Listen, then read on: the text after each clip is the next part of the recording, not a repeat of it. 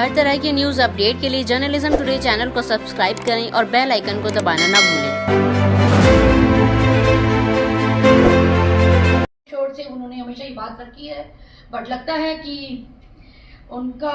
अब ये कहना वाजिब होगा कि खाऊंगा भी और खिलाऊंगा भी। जिस तरह से भारतीय जनता पार्टी ने व्यापम घोटाला की शुरुआत की, वो लगता है एक पायलट प्रोजेक्ट था, वो मध्य प्रदेश में था। उसके बाद पेपर लीक, रिक्रूटमेंट स्कैम्स, देश भर में ये चीज़ें इनके शासन में रही। अब वो एक कदम और आगे बढ़ चुके हैं और अब तो मेडिकल कॉलेज तक उनके हाथ पहुंच चुके हैं। और किस तरह से फेक मेडिकल कॉलेजेस को परमिशन दी जाती है, नेक्सस जो फैला गया है, फॉर्ज डॉक्यूमेंट्स दिए जाते हैं, फैकल्टी जो कि परमानेंट होनी चाहिए वो टेम्पररी दिखाई जाती है, फेक फैकल्टी होती है, पेशेंट तक फेक मंगवाए जाते हैं, दिखाए जाते हैं ताकि उनको अप्रूवल मिल जाए। और आपने देखा होगा बायोमेट्रिक का ये बहुत इंपॉर्टेंट है इन जगहों पे, जो कि इन संस्थाओं को डायरेक्ट कभी कभी भेजी भी जाती है। तो बायोमेट्रिक जो लगाई गई है उसमें भी फेक फिंगरप्रिंट्स लगाने के बंदोबस्त किए गए हैं,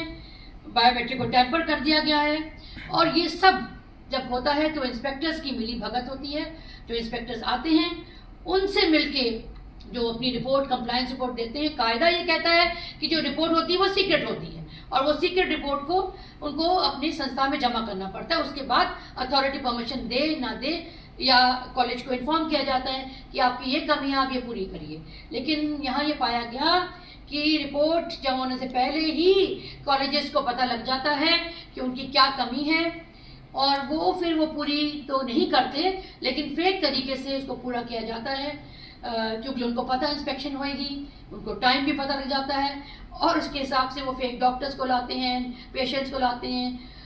तमाम वो चीज़ें करते हैं जाके उनको अप्रूव। और ये सब कोई चैरिटी में नहीं किया जाता, ये सब खूब सारे पैसे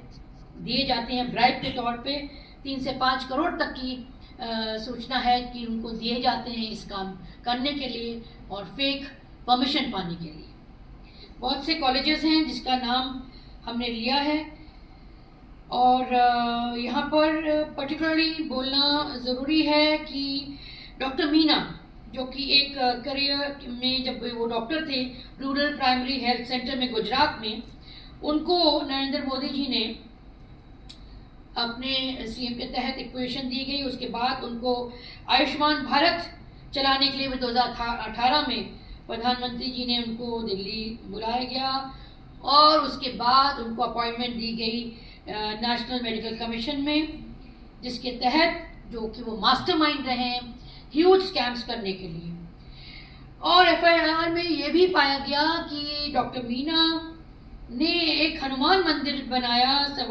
रहे हैं शायद सवाई माधोपुर राजस्थान में, जो कि ये सब करप्शन के पैसों से, और लगभग 75 लाख रुपए दिए उन्होंने कॉन्ट्रैक्टर को हवाला के तहत इस मंदिर को बनाने के लिए। और इसके अलावा 3 से 5 करोड़ तो पैसा एक्सचेंज होता ही था ये सब परमिशन देने के लिए। कुछ कॉलेजेस जो नोट किए गए हैं वो हैं इंडिक्स मेडिकल कॉलेज इंदौर और उनके चेयरमैन सुरेश भदौरिया जी, जो बहुत से फ्रॉड केसेस में पाए गए हैं, जिसमें उन्होंने, जैसे मैंने पहले जिक्र किया कि टेम्पररी जो डॉक्टर्स हैं उनको परमानेंट फैकल्टी दिखा के उनको लिस्ट किया गया और फिंगरप्रिंट्स, बायोमेट्रिक अटेंडेंस, सब वो काम किए जाली उन्होंने अपने कॉलेज में, जिससे वो अपनी मान्यता अपनी कॉलेज में वो ला सके। उसके अलावा बहुत से कॉलेजेस हैं इंडिया में जिसने स्कीम के तहत बेनिफिट किया, जैसे कि Swami Narayan institute of medical college, Chandrashekhar medical college Bihar, NCR institute of medical college Meerut, Shyamala Chandrashekhar college, जैसे मैंने बताया, इन सब कॉलेजेस ने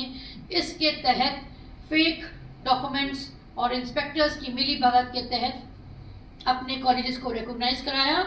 और परमिशन इन संस्थाओं से ग्रांट की। और एक कॉलेज पर्टिकुलरली ये मेंशन करना ज़रूरी है, वो है रावतपुरा सरकार institute of medical science Raipur,